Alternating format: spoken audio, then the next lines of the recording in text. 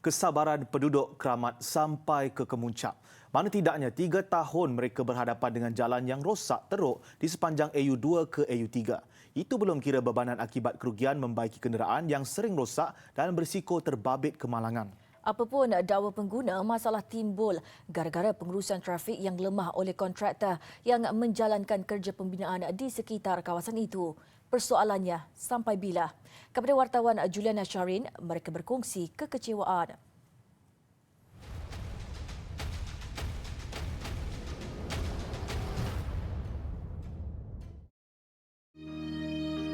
Lobang korek sudah tampal kontraktor nanti korek.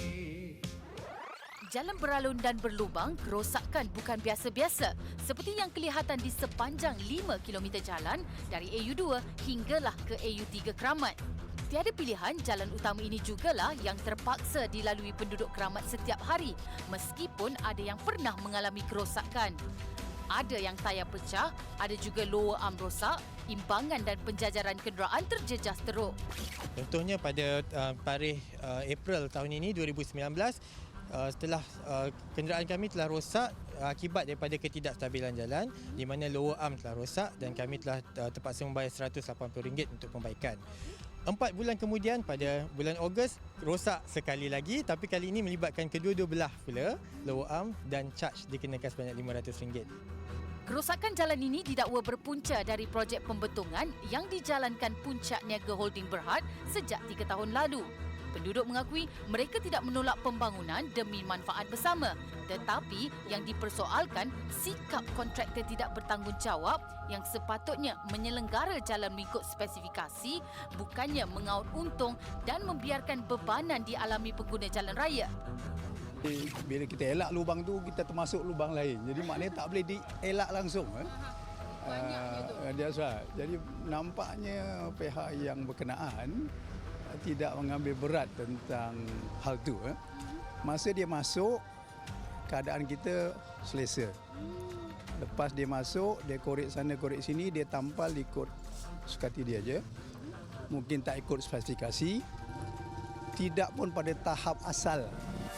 Insiden kereta terjatuh ke dalam lubang jalan di AU3 minggu lalu jelas membuktikan betapa bahayanya jalan ini boleh mengundang kemalangan yang lebih besar.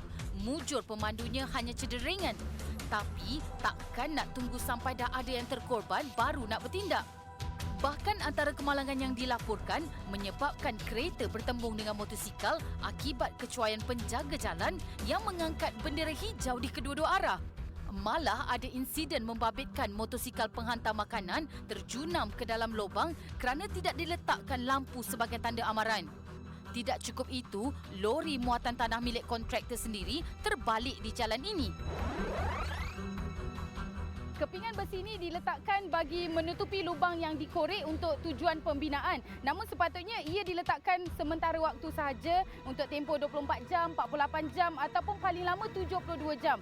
Tapi penduduk di sini memaklumkan kepada saya yang kepingan ini telah berada di kawasan ini lebih setahun. Yang dikhawatiri ia berbahaya kepada penunggang motosikal kerana keadaannya yang licin terutama pada waktu hujan. Dan seperti yang dapat dilihat, tiada sebarang papan tanda mahupun kon ataupun lampu yang berkelip diletakkan di kawasan ini untuk memberi amaran. Nampak? Kau nampak kereta-kereta semua ni kena slow down nampak ni? Nampak ni? Nampak ni? Rungutan warga Taman Keramat ini turut mendapat perhatian kumpulan pemantau Ikatan Silaturahim Brotherhood.